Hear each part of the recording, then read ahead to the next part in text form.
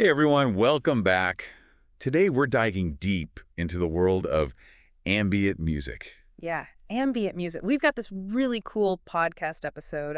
Okay. It's called The Serene World of Ambient Music. And, when I first saw the title, I thought, oh, okay, this will be kind of relaxing, background music stuff. Right. But wow, there is so much more to this genre than I ever realized. Like, did you know it goes all the way back to the 70s? Yeah, it's older than a lot of people think. Way older. I mean, disco was king back then. You wouldn't think this kind of music would even exist. So we're going to trace its origins, which are kind of surprising. We'll break down the sound itself because it's really unique. And get this, we'll discover how it's used in places you wouldn't expect. Oh, absolutely. Okay, so get ready to journey into sound. Let's start with those origins in the 1970s. Yeah, it's fascinating because unlike, a lot of genres that kind of spring from pop music, ambient music actually comes from a blend of electronic music Okay. and, believe it or not, modern classical composition. Oh, wow, really? Yeah. Classical. That doesn't seem like the most obvious combination. Yeah, but it makes sense when you think about it. See, modern classical, it's all about pushing boundaries, experimenting with sounds and structure, and that focus on atmosphere, on sonic landscapes. That's what really ties it to ambient music. Oh, I see. Like it's less about the traditional song format. It's more about creating a whole sonic experience, a mood. Exactly. And this is where a name like Brian Eno comes in. Ah, Brian Eno. Yeah, he's kind of considered like the godfather of ambient, right? Yeah, pretty much. I mean, his 1978 album, Music for Airports. Music for airports. Okay, I'm intrigued already. I mean, why that title? What's the connection to airports? Well, it's all about that idea of atmosphere, right? Imagine you're in an airport, there's this low hum of activity, announcements, the gentle murmur of people. And Eno wanted to create music that would actually enhance that environment, not compete with it. Ah, so it's almost like it's meant to blend in with the existing sounds at the airport. Exactly. Not just background music, but a part of the soundscape itself. And of course, he wasn't alone. You had other pioneers. Groups like Tangerine Dream, Kraftwerk, Jean-Michel Jarre, they were all experimenting with these new electronic instruments. Right, pushing the limits. Yeah. But Eno, he really sort of crystallized the whole ambient concept, didn't he? Absolutely. His influence was huge. Okay, so those origins are fascinating, but for those of us who aren't, music historians, let's get down to brass tacks here. What does ambient music actually sound like? How to describe it? It's not about those catchy melodies or hooks. It's more like, imagine painting with sound. Ooh, painting with sound. That's a cool way to put it. Okay, I'm picturing like broad strokes of color, textures blending together. Yeah, exactly. It's all about texture and tone. Layering different sounds not to create a song, but to evoke a feeling, an atmosphere. Okay, so instead of brushes and paint, what are the instruments of this sonic palette?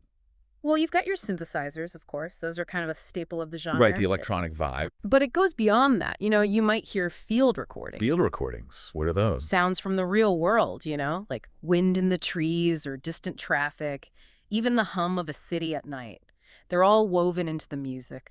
Wow, so ambient music can be like a mix of nature sounds and electronic textures. It can be, yeah. And sometimes you even get traditional instruments, piano, strings, but they're used in unique ways, maybe with lots of reverb or long, drawn-out notes. So it's not like a typical melody or rhythm you'd tap your foot to. Right, right. It's often very subtle, almost hypnotic, inviting you to just be present, listen deeply. Yeah, I'm starting to get a sense of that. It's almost like a soundscape you can get lost in. Exactly. It can be incredibly immersive, almost meditative. Now, I know this sound didn't just stay frozen in time, right? Of course not. It's constantly evolving. In the 80s and 90s, you had artists like the Orb and Aphex Twin. Ah, okay. They really pushed the boundaries of what ambient music could be. Yeah, they brought in elements of dance music, experimental electronics. It was like each generation was adding their own layer to the soundscape. Wow, and as it evolved, it branched out too, right? Oh, yeah. Tons of subgenres popped up, like dark ambient, which is, as you can guess, A little skookier. exactly, more mysterious, sometimes even unsettling. Ooh, okay, I'm curious about that one. Yeah. And then there's ambient techno, which I guess combines the hypnotic beats of techno with those atmospheric textures. You got it. It's a really interesting blend. And then you've got space ambient. Okay, space ambient, that sounds intriguing. Like music to explore the galaxy too. Exactly. It's vast, ethereal, often uses those cosmic synths, the ones that sound like they're coming from another dimension. Wow, so many different flavors of ambient music. And it's not just confined to its own genre, right? I mean, it's seeped into so many aspects of our lives. Oh, absolutely. Think about it. All those meditation apps, relaxation videos, they all use ambient music. Right, right. It's perfect for creating that calming, introspective atmosphere. Oh. I've definitely used my fair share of those apps with like gentle piano and nature sounds in the background. But it goes way beyond that too, doesn't it? Yeah, you hear it everywhere. Movies, TV shows, video games. Oh yeah, think about those epic space scenes.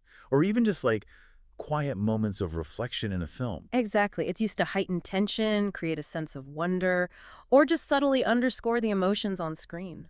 It's almost like it's manipulating our feelings without us even realizing it. In a way, yeah, it's that powerful. Wow. And it's not just being used by filmmakers and app developers.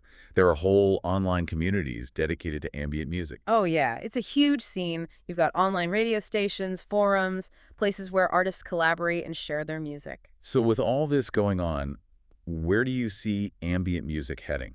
What's the future like?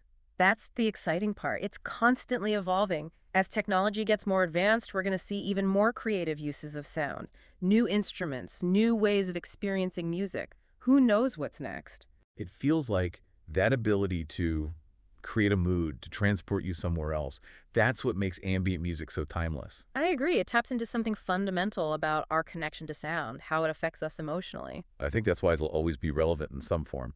So we've learned that ambient music, it's not just background noise, it's an art form in itself, with a fascinating history, diverse sounds, and a surprisingly big impact on our lives, from how we relax to how we experience movies and games. You know, now that you've had this little taste, I challenge you to really listen to the sounds around you. See if you can pick out those ambient influences. You might be surprised where you find them. I love that. It's like a little sonic treasure hunt. Thanks for taking us on this deep dive into the world of ambient music. It was my pleasure. I feel like I've got a whole new appreciation for this genre now. Until next time, happy listening, everyone.